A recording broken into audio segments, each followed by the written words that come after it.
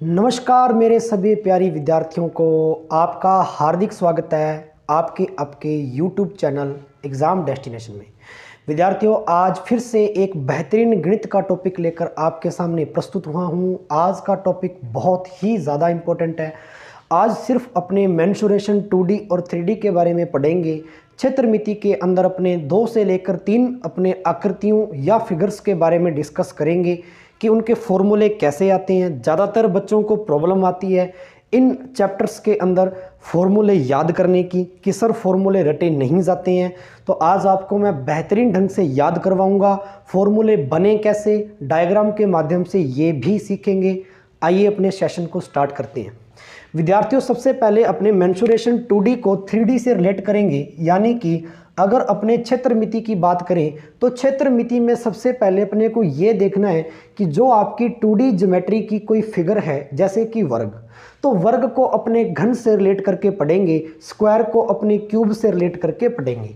ध्यान दीजिए, सबसे पहले अपने बात करते हैं वर्ग की, या आप कह दो स्क्वायर की। स्क्वायर, अगर अपने स्क्वायर की बात करें विद्यार्थियों, तो स्क्वायर को आप किस प्रकार से डिफाइन कर सकते हो? तो आप क्या ऐसा कह सकते हो क्या कि कोई भी 4 बराबर भुजाओं की आकृति, कोई भी 4 बराबर भुजाओं की जो आकृति है वो वर्ग कहलाएगी, हाँ या ना? बिल्कुल। तो आप कहेंगे कि 4 साइड से कोई भी मिलकर फिगर बना है और वो चारों की चारों जो साइड होंगी वो क्या इक्वली होंगी क्या? बिल्कुल। अगर मैं एक साइड की वैल्यू a लेता हूँ तो जाहिर सी बात है विद्यार्थियों, दूसरी वाली साइड की वैल्यू भी a होगी और तीसरी की भी a होगी और चौथी की भी a होगी। हर एक 2D ज्योमेट्री की आकृति के अंदर, यानी कि जो द्विविमीय आकृति है, 2 डायमेंशनल जो आपके फिगर हैं, उनके अंदर 2 से 3 चीज़ें ही इंपॉर्टेंट होती हैं निकालने वाली। या तो आपसे पूछेगा प्रश्न में उसका क्षेत्रफल निकालना, एरिया, या उसका पेरीमीटर परिमाप निकालना, या उसका विकर्ण या डायगोनल निकालना। ध्यान दीजिए, अपने सबसे पहले बात करते हैं क्षेत्रफल की, या आप कह दो एरिया की। अगर अपने देखें क्षेत्रफल को तो आप क्या कह सकते हैं? सर क्षेत्रफल होता क्या है? बेसिकली किसी भी फिगर के मध्य का ऐसा भाग जो उनकी सतहों से क्या है या उनकी भुजाओं से क्या है, छूता हो, टच करता हो। भी अगर मेरे पास 4 बराबर भुजाएं हैं तो मैं कहीं ना कहीं 2 भुजाओं को ले लूं तो क्या मेरा बीच का मध्य का क्षेत्र आ जाएगा क्या?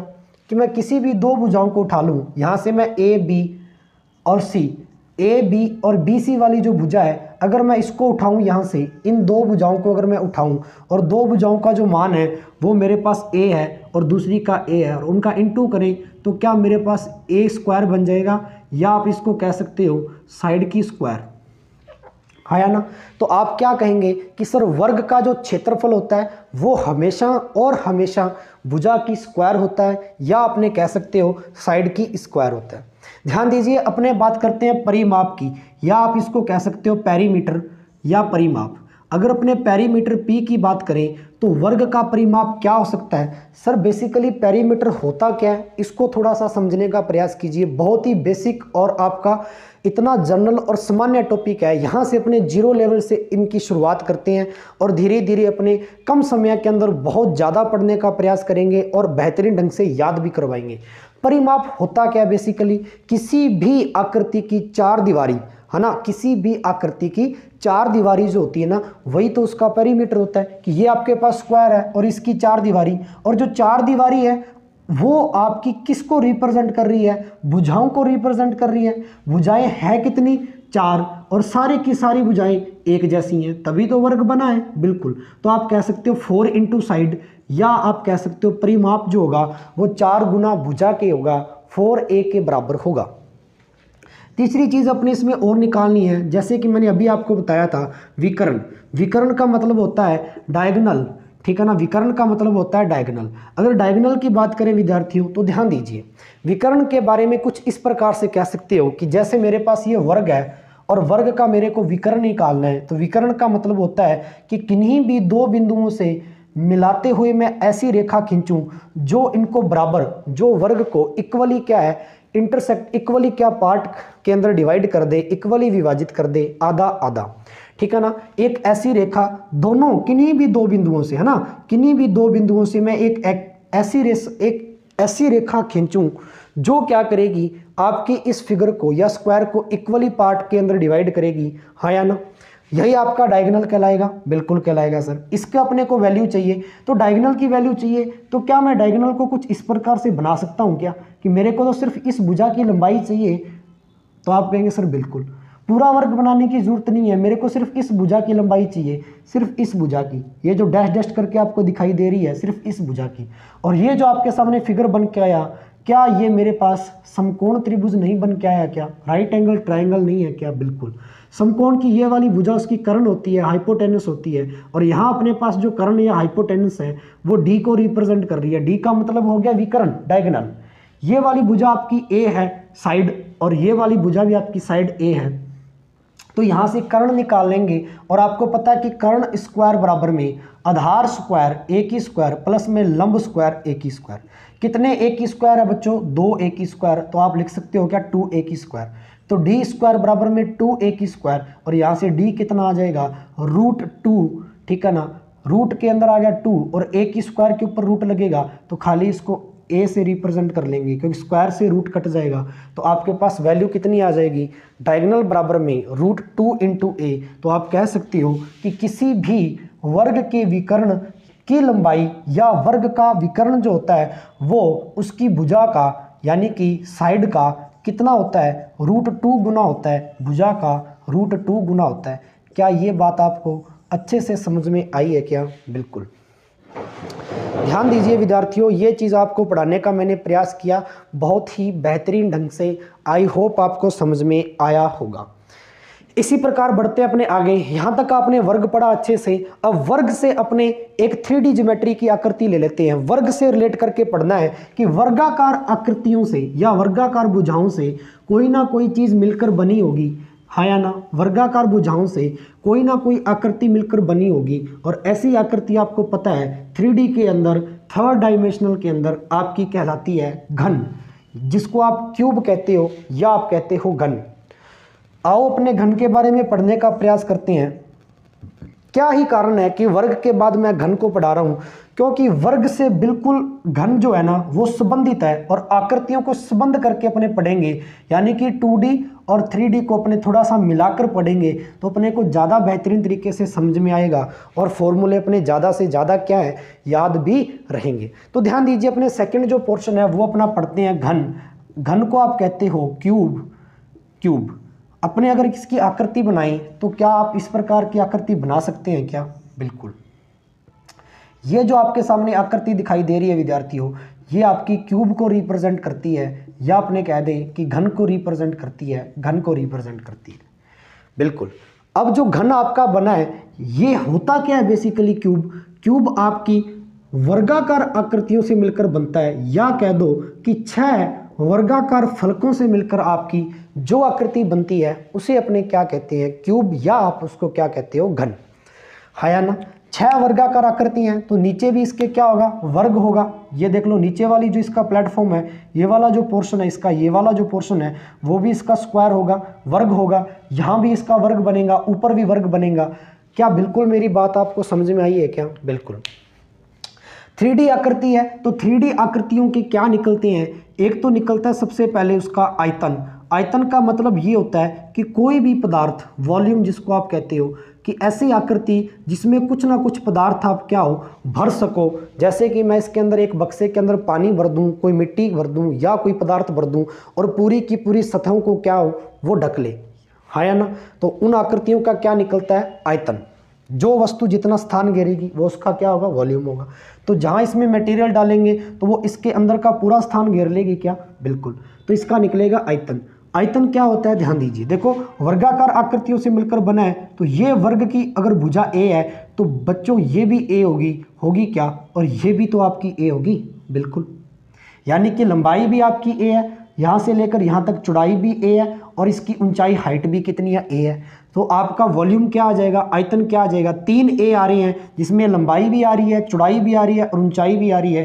तो 3 बार ए का गुना करेंगे, लंबाई, चौड़ाई और ऊंचाई, तो क्या अपने पास ए की क्यूब नहीं आ जाएगी क्या? बिल्कुल। तो वॉल्यूम कितना आ गया?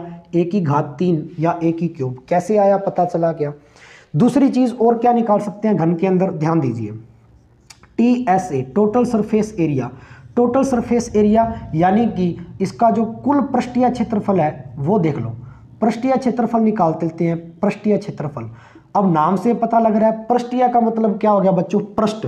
जो फलक आपके 6 फलक इसको मिलाकर बना रहे हैं, ये फलक इसके क्या होंगे, पृष्ठ होंगे। और इन्हीं पृष्ठों का क्या निकालना, अपने को क्षेत्रफल निकालना है। टोटल मैंने बार बार कहा कि 6 फलक हैं तो 6 क्षेत्रफल निकालना है। तो 6 के 6 जो फलक हैं वो किस आकृति से मिलकर बने हैं, तो अभी पढ़ा वर्गाकार आकृति से मिलकर बने हैं। अगर हर एक फलक वर्ग है और वर्ग का क्षेत्रफल कितना होता है, अभी पढ़ा था भुजा स्क्वायर। तो टोटल 6 फलक है तो 6 इंटू भुजा स्क्वायर हो गया, या कह दो 6a स्क्वायर। तो क्या इसका टोटल सरफेस एरिया 6 इंटू भुजा स्क्वायर आ जाएगा क्या? कैसे आया पता चला? बिल्कुल पता चला सर, आया ना। अगर आपको समझ में आ रहा है तो वीडियो को ज़्यादा से ज़्यादा शेयर करना है। फिर से नहीं कहूँगा, एक बार ही आपको कहा जाएगा। आपको अगर अच्छा लगे तो आप ज़्यादा से ज़्यादा वीडियो को अन्य विद्यार्थियों तक पहुँचाएं, ठीक है। अपने और आगे पढ़ने का प्रयास करते हैं। ध्यान दीजिए, जैसा कि आपने अभी स्क्वायर के अंदर एक छोटी सी चीज़ पढ़ी थी, विकर्ण। क्या अपने घन का विकर्ण निकाल सकते हैं क्या? मैं कहूँगा बिल्कुल निकाल सकते हैं। ध्यान दीजिए, अगर अपने घन का विकर्ण निकालें तो आप कुछ इस प्रकार से कह सकते हैं, जैसे मान लीजिए ये मेरे पास घन है, इसी घन को ले लीजिए और यहाँ इसका विकर्ण निकालना है। विकर्ण का मतलब भी अपने कमरा है ये घनाकार आकृति का, तो इसके अंदर अपने एक छड़ी को खड़ा करना है। तो लंबी से लंबी छड़ी किस कोने से किस कोने तक मिलाएं कि वो अच्छे से खड़ी हो जाए? तो आप कहेंगे कि सर यहाँ से लेकर अगर अपनी इसको यहाँ तक मिलाएं, इस कोने से इस कोने तक अगर इसको मिलाएं, ठीक है, तो लंबी से लंबी जो छड़ी है वो क्या यही खड़ी करी जा सकती है क्या? और यही तो इसका क्या होगा, विकर्ण होगा। यहाँ से मिला दिया और नीचे क्या ये रेड कलर का जो दिखाई दे रहा है वो आपको एक वर्गाकार आकृति दिखाई दे रही है, और वर्ग की ये भुजा इससे मिला दूं तो अंदर जो बना है क्या वो इस प्रकार से आकृति नहीं बनी है क्या? क्या जो इस प्रकार से आकृति नहीं बनी है क्या? ठीक है, और अंदर भी क्या बन रहा है, एक ट्राइंगल बन रहा है, एक त्रिभुज बन रहा है। आप कहेंगे सर बिल्कुल बन रहा है। अगर ये वाली जो नीचे चीज है ये आपके वर्ग के अंदर क्या है, इसका विकर्ण नहीं है क्या? ये रेड कलर का भी ये जो भुजा है वो आपके वर्ग के विकर्ण को नहीं दर्शा रही है क्या? ये जो भुजा है, क्योंकि नीचे आपके क्या बन रहा है, एक वर्ग बन रहा है। ढंग से देख पा रहे हो क्या? और वर्ग का विकर्ण कितना होता है, अभी पढ़ा था, √2 इंटू ए, √2 इंटू ए। तो मेरे को किसका विकर्ण चाहिए? मेरे को इसका विकर्ण चाहिए, घन का। और घन का विकर्ण है वो ये भुजा को दर्शा रहा है, यानी ये इसका डी है।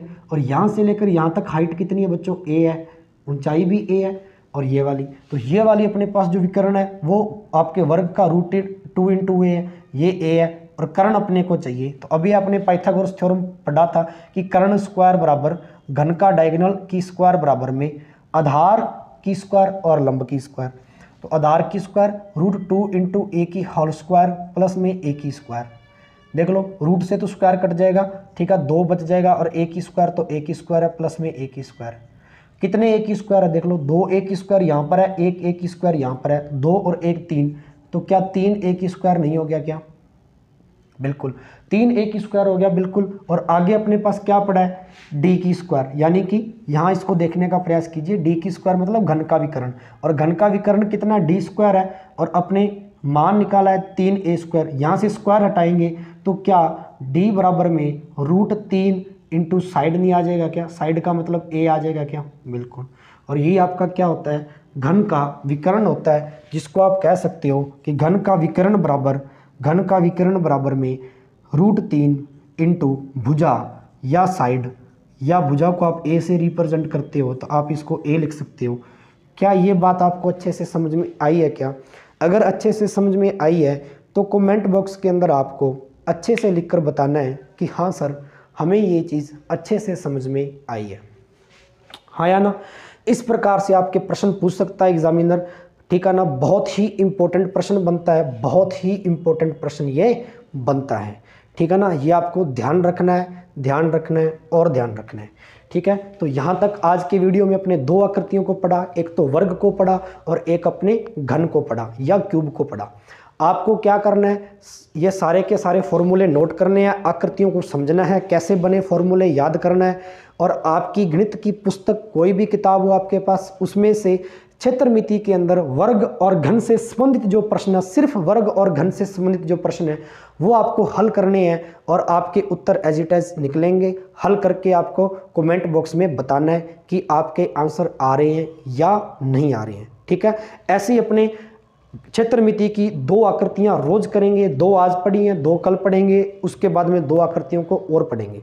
आज के लिए विद्यार्थियों इतना ही। वीडियो अच्छी लगी हो तो ज़्यादा से ज़्यादा वीडियो को शेयर करें, चैनल को सब्सक्राइब भी करें और लाइक करें वीडियो को। ज़्यादा से ज़्यादा आप वीडियो को क्या है शेयर कर पहुंचाएं। ठीक है, आज के लिए इतना ही। अलविदा।